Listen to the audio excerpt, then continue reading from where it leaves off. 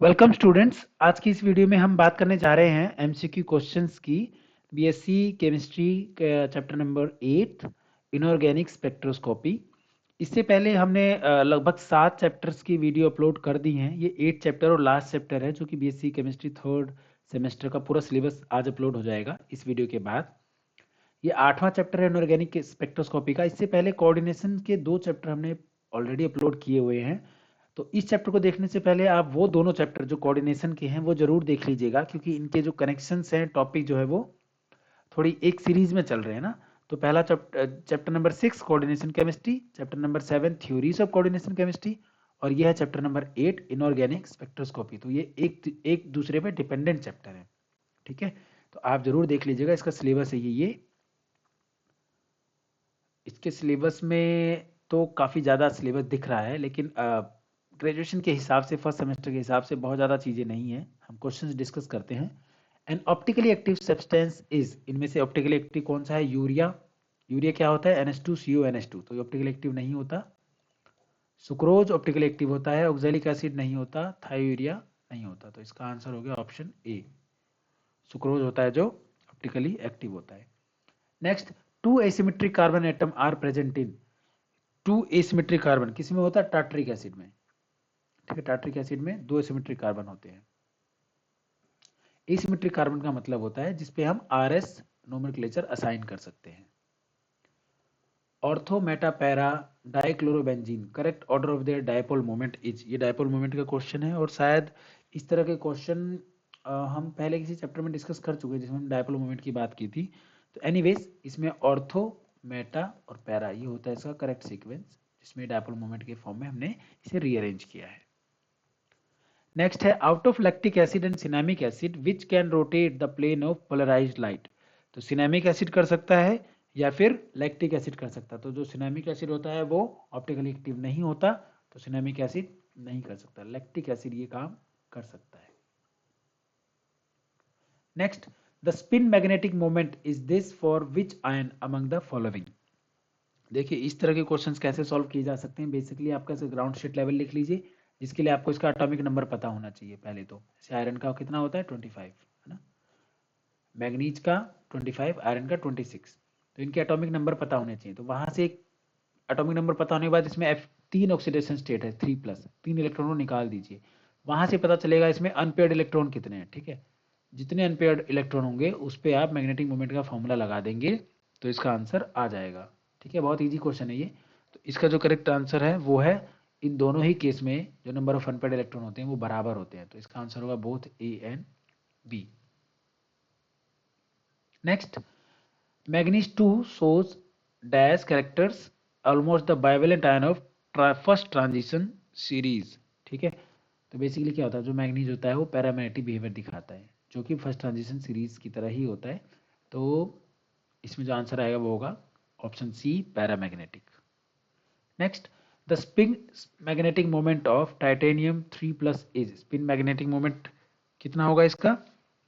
1.73। ये कैसे आया? क्योंकि इसमें जो नंबर ऑफ अनपेयर्ड इलेक्ट्रॉन है वहां से निकल कर आता है। इसके अंदर एक अनपेयर्ड इलेक्ट्रॉन होता है, और जो इसका फॉर्मूला होता है जो mu is equal to n, root में होता है सब कुछ n+2, ठीक है। आगे जो यूनिट होती है उसकी होती है BM, ये इसकी यूनिट होती है, ठीक है।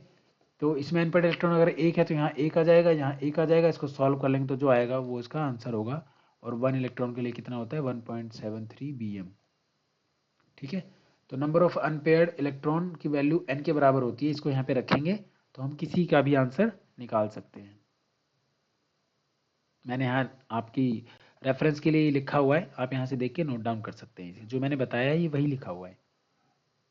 Next, temperature above which the anti ferrimagnetic substances behave as the normal paramagnetic substances is known as, ठीक है। तो एक तो डेफिनेशन हो गई, ये बेसिकली नील टेम्परेचर की डेफिनेशन है, जिसमें टेम्परेचर जिसके ऊपर anti ferromagnetic substances normal paramagnetic substances बन जाते हैं, ठीक है। तो डायरेक्ट डेफिनेशन है, इसका आंसर है ये। Next, the ferromagnetic behaviour of substance exist up to a particular temperature, यानी कि जो फेरोमैग्नेटिक सब्सटेंस का बिहेवियर होता है वो किसी एक पर्टिकुलर टेम्परेचर तक ही रहता है, उसके बाद ये एग्जिस्ट नहीं करता। जिसे हम क्यूरी टेम्परेचर के नाम से जानते हैं। Next, a P2 configuration has dash spectroscopic state possible. तो P2 में कितनी स्टेट पॉसिबल होती हैं? देखिए ये होती हैं 3, और ये हमें कैसे पता चलता है? वो हमें ऐसे पता चलता है। पॉसिबल एल वैल्यूज निकालनी होती है 2p इलेक्ट्रॉन के लिए, क्योंकि एल इसके लिए 1 होता है, स्मॉल एल जो है 1 होता है, अज़ीमुथल क्वांटम नंबर। तो कॉम्बिनेशन क्या क्या बन सकते हैं? 2 1 0। ठीक है, इसका फॉर्मूला होता है 2+1, जिसकी वजह से ये निकल कर आता है कि ये 3 हो सकते हैं। विच of the following has maximum magnetic moment. इस क्वेश्चन को कुछ खास नहीं करना, सबके एटॉमिक नंबर पता होने चाहिए आपको, सबके चारों के, दो तो इसमें आयरन ही है। फिर इसमें ऑक्सीडेशन स्टेट जितने हैं उतने इलेक्ट्रॉन निकाल के अनपेड इलेक्ट्रॉन निकालने हैं, और फिर जो हमने फॉर्मूला बताया था 2 स्लाइड पहले, उसमें रख के देख लेना है, इसका आंसर आ जाएगा। इसका आंसर है Fe3+। Next question, if S is the absolute value of the spin of individual electron, then spin multiplicity is given by। spin multiplicity हमेशा 2s+1 से दी जाती है। ठीक है, तो आंसर डी है इसका correct answer. Next, the spin multiplicity of D3 system is. ठीक है, तो D3 के लिए स्पिन मल्टीप्लिसिटी क्या होगी? जो इसका आंसर आएगा वो आएगा 4। कैसे आएगा? चलिए हम आपको सॉल्व करके दिखाते हैं। देखिए इसका फॉर्मूला होता है 2s+1। तो D3 सिस्टम के लिए नंबर ऑफ इलेक्ट्रॉन कितने हो गए? 3। तो 2s+1 में रख दीजिए 2, इसी फॉर्मूले में है s, 3 इलेक्ट्रॉन के लिए है, और इसकी वैल्यू कितनी होती है? इसकी हाफ प्लस 1। इसका आंसर आ जाएगा 4। Next, the value of L obtained by LL coupling for P4 configuration। तो इसका जो आंसर आता है वो आता है 1।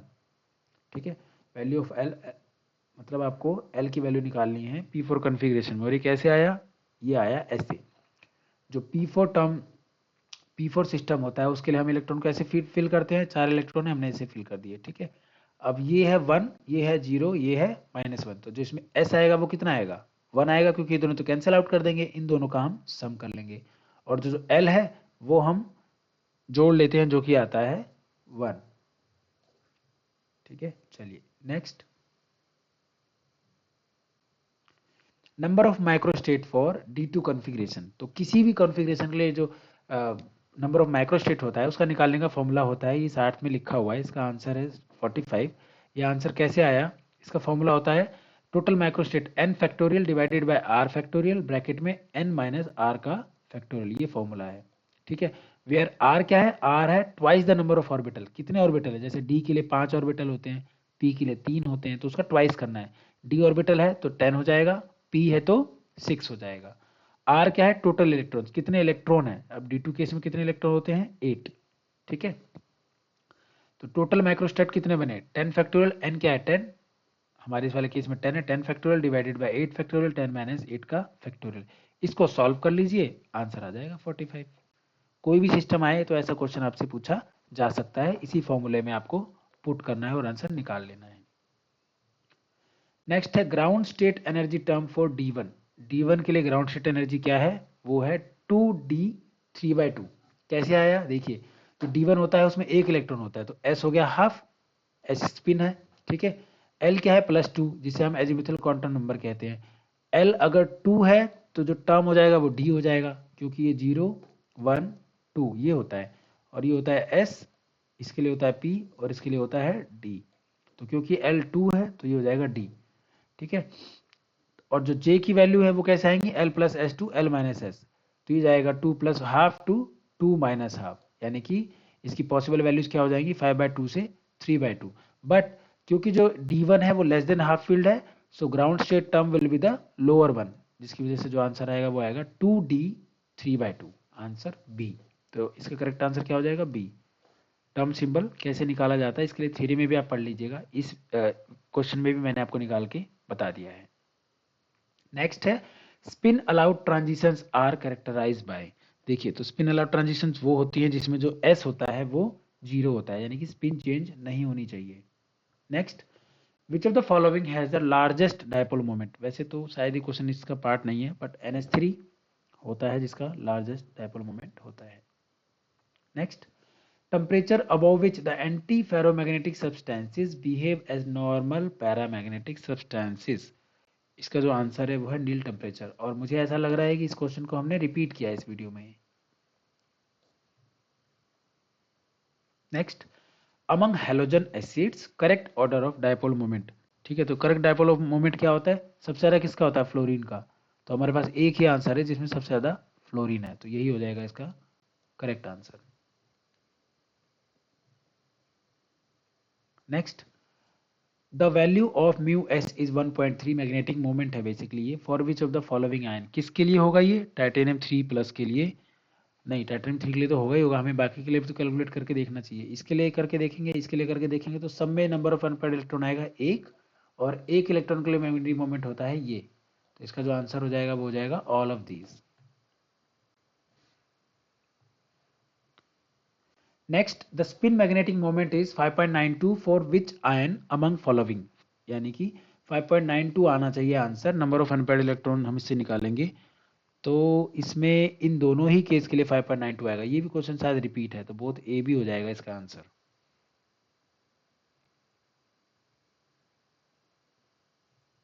नेक्स्ट, द स्पिन मैग्नेट, ये भी हो गया है। Tartaric acid is an optically active है या इनएक्टिव है, तो जो टार्सरिक एसिड होता है वो किस तरह का कंपाउंड होता है, वो देखो, ये वैसे तो ऑप्टिकली एक्टिव नहीं होता है, इनएक्टिव आना चाहिए इसका आंसर। हाँ, इनएक्टिव होना चाहिए इसका आंसर, लेकिन जो हमने आंसर पुट किया है वो मीजो किया है। बेसिकली ये इनएक्टिव होता है मीजो की वजह से, तो इसका आंसर मीजो ना होके इसका होना चाहिए इनएक्टिव। ठीक है, तो आप इसे करेक्ट कर लीजिएगा, ये इनएक्टिव सब्सटेंस होता है optically. According to Laporte selection rule the D D transition is, तो D D transition are not allowed according to Laporte selection rule. The D D transition in octahedral complexes are, D D transition in octahedral complexes are, Laporte तो forbidden होता है, तो दो ही option है, spin allowed होता है, spin forbidden होता है, स्पिन अलाउड होता है, तो इसका आंसर हो जाएगा option A.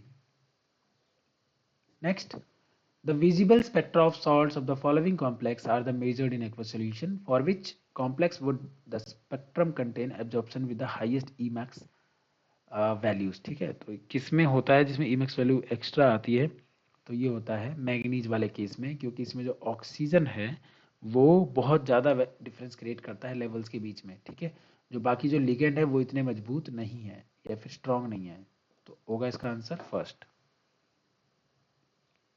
The CFSC for high spin D4 octahedral complex is, ठीक है, तो फिलहाल तो हमने इसका क्वेश्चन का आंसर आपको बता दिया, लेकिन इसे कैसे सॉल्व करते हैं वो मैं आपको नेक्स्ट स्लाइड में बताऊंगा। इसका आंसर है 0.06 डेल्टा ऑक्टाहेड्रल। ठीक है, इस क्वेश्चन में मैंने नहीं सॉल्व करके बताया, लेकिन मैं आगे 2-3 स्लाइड बाद इस क्वेश्चन को कैसे सॉल्व करते हैं वो मैं करना बताऊंगा। तो यहाँ पे आप नोट कर लीजिए, बस इसका आंसर ये है, कैसे आया है हम थोड़ी देर बाद डिस्कस करेंगे। नेक्स्ट क्वेश्चन है, क्रोमियम का एक complex is expected to be, इसमें बेसिकली हमें बताना है इसमें कितने अनपेयर्ड इलेक्ट्रॉन हैं। ठीक है, उसी से हमारा ये वैल्यू निकल कर आती है। तो इसमें है ऑप्शन ए, पैरामैग्नेटिक होता है ये, और इसका जो आंसर है ऑप्शन ए। कैसे आया, यहाँ से आया, क्रोमियम 3 में 3 अनपेयर्ड इलेक्ट्रॉन होते हैं और ये इनर ऑर्बिटल टाइप कॉम्प्लेक्स बनाता है D2sp3। Next, which series correctly place the ligand in order of increasing nephelauxetic effect. ठीक है, तो इसमें जो होता है आयोडीन सबसे ज़्यादा होता है, आयोडीन आयनायन, आयोडीन इसमें सबसे कम है, H2O वाटर, तो इसका जो फर्स्ट आंसर है वही होगा इसका करेक्ट आंसर, क्योंकि आयोडीन के लिए सबसे ज़्यादा होता है, iodine, chlorine, fluorine. Next, which of the following is pi donor ligand, इनमें से कौन सा पाई डोनर है, NH3 तो बिल्कुल नहीं है, CO भी नहीं है, PF3 भी नहीं है, तो Cl नेगेटिव है जो वो पाई डोनर लिगेंड है। विच of the following statement is incorrect, ठीक है, इनमें से कौन सा स्टेटमेंट है जो इनकरेक्ट है। The electronic spectrum of this, कोई कॉम्प्लेक्स है, कंटेन 3 एब्जॉर्प्शन, 3 एब्जॉर्प्शन, ये तो सॉल्व करके देखना पड़ेगा। इलेक्ट्रॉनिक स्पेक्ट्रम अगर हम इसका बनाएंगे तो अमोनिया स्ट्रॉन्ग लिगेंड है, ये नहीं होगा इसका correct answer. Next, absorption is in electronic spectrum of this are extremely weak, extremely weak ही आएंगे, ये भी करेक्ट नहीं है, इनकरेक्ट नहीं है। For a tetrahedral D4 complex 3 absorption are expected in, ये इनकरेक्ट है, तो इसका ऑप्शन होगा, आंसर होगा ऑप्शन सी, D4 कॉम्प्लेक्स के लिए 3 एब्जॉर्प्शन एक्सपेक्टेड नहीं होते। Next, which statement is incorrect about typical metal carbonyl complexes? इनमें से कौन सा है जो टिपिकल कार्बोनाइल के लिए सूट करता है? उनमें है they are likely to be obey 18 electron rule, they contain pi acceptor ligands, M is in zero oxidation state, M for metal, they are likely to be paramagnetic. ठीक है, which statement is incorrect? तो इसका जो option D है वो suit करता है incorrect. ठीक है, तो इनकरेक्ट तो यही है, they are likely to be paramagnetic. बाकी जो है वो लगभग सब फॉलो करते हैं ये। Next, which of the following complex doesn't obey the 18 electron rule? अब ये क्वेश्चन तो आपको सॉल्व करना पड़ेगा। इस क्वेश्चन को हमने थ्योरीज ऑफ जो हमारा चैप्टर नंबर 7 है उसे जब डिस्कस किया था तो आप उसे एक बार देख लीजिएगा, उसमें हमने क्वेश्चन सॉल्व किया हुआ है। हमने यहाँ पे इसका सीधा आंसर रख दिया है। विच of the following complex ion is tetrahedral? इनमें से कौन सा टेट्राहेड्रल है? तो इनमें से टेट्राहेड्रल है निकल वाला कॉम्प्लेक्स, ये ऑप्शन सी। कैसे? ऐसे। ठीक है, sp3 बनाता है ये, जिसमें 2 अनपेयर्ड इलेक्ट्रॉन होते हैं। तो ये निकल का ग्राउंड स्टेट है, ये sp3 हाइब्रिड ऑर्बिटल है निकल 2+ का, जिसमें एम्प्टी sp3 ऑर्बिटल होता है। और फिर इसके बाद जो क्लोराइड आयन है वहाँ पे अपने इलेक्ट्रॉन डोनेट करके sp3 हाइब्रिडाइजेशन करता है। नेक्स्ट है, विच of the following ion is coloured in aqueous solution? इनमें से कौन सा कलर्ड होगा जिसमें पैरामैग्नेटिक इलेक्ट्रॉन होंगे, अनपेयर्ड इलेक्ट्रॉन? तो वो होगा ये। Next, which of the following correctly place the metal center in their order in spectrochemical series? ठीक है, तो इसमें जो रोडियम होता है वो सबसे ज्यादा होता है, उसके बाद होता है आयरन। तो देखो रोडियम तो 2 में है, इन दोनों में नहीं है, तो ये दोनों तो नहीं हो सकते। इन 2 में इसके बाद आयरन, तो ये, तो ऑप्शन ए हो जाएगा इसका correct answer. Next, which metal complex ion is expected to be subject to a Jahn Teller distortion? तो जॉन टेलर डिस्टॉर्शन इनमें से किसमें होगा? इसमें से होगा ऑप्शन बी। कैसे होगा? यहाँ से होगा। ठीक है, देखिए डी फोलोस्फिन, इसमें जॉन टेलर डिस्टॉर्शन नहीं हो सकता। तो ये वाला स्टेट है क्रोमियम का, इसकी वजह से इसमें जॉन टेलर डिस्टॉर्शन होता है। इसके लिए आप थोड़ी सी थ्योरी पढ़ लीजिएगा इसकी। Next, which statement most correctly described crystal field theory for a d block complex of unspecified symmetry? ठीक है, the theory consider covalent interaction between a metal center surrounding ligand? No, ये आंसर नहीं है। The theory consider electrostatic interaction between a metal ion and the surrounding ligands which are taken to point charge? No, ये भी गलत है। The theory rationalize a non-degeneracy metal d orbital by considering the electrostatic repulsion between point charge ligand and electron. ये है जो point को consider किया गया था। ठीक है, क्रिस्टल फील्ड थ्योरी में जो दिया गया था, तो ये है इसका correct answer, option C. Next, which of the following correctly place the ligand in their order in spectrochemical series? हमने ये क्वेश्चन कर लिया है क्या? नहीं, शायद नहीं किया है। इसमें सबसे जो होता है वो होता है इन, तो इसमें इन किसी ज्यादा में है नहीं, तो और पे जाने की जरूरत नहीं है, answer D. Next, strong ligand causes greater split of 3D orbital because? ठीक है, जो स्ट्रॉन्ग लिगेंड होते हैं वो जो 3D की ऑर्बिटल की स्प्लिटिंग होती है वो सबसे ज्यादा करते हैं। क्यों करते हैं? Greater repulsion between ligands and 3D electron. पहला ही ऑप्शन इसका करेक्ट आंसर है। ठीक है, उसमें रिपल्सन बहुत ज्यादा होता है इस वजह से। Next, Cu2 positive copper 2 positive solution in the presence of water is blue, why? ठीक है, ब्लू होता है किस वजह से होता है? Splitting of 3D orbital electron can easily excited, पहला ही इसका करेक्ट आंसर है। स्प्लिटिंग होती है 3D ऑर्बिटल की, और जो इलेक्ट्रॉन होते हैं उनको एक्साइट किया जा सकता है। तो बेसिकली अनपेयर्ड इलेक्ट्रॉन होते हैं जिसकी वजह से ये कलर्ड होता है। Next, 3D orbital are degenerate, what does it mean? इसका जो मतलब होता है बेसिकली जो उसके एनर्जी लेवल है वो इक्वल होते हैं। 3D orbital are in same energy level. ठीक है, तो ऑप्शन सी है इसका correct answer, option C. Next, which of the following is a limitation of Lambert's Beer law? Limitations क्या है लैम्बर्ट बियर्ट लॉ की? Scattering of light due to particle, fluorescence of sample, non monochromatic, all of the mention. तो इसका answer होगा all of the mention. ये तीनों जो option है ये तीनों ही लिमिटेशंस हैं इसकी। Next, which of the following transition are of weak intensities and lie in the visible range? तो इनमें से सबसे कम जो इंटेंसिटी का होता है वो होता है एन स्टार। ठीक है, और विजिबल रीजन में भी होता है। चलिए, थैंक यू वेरी मच।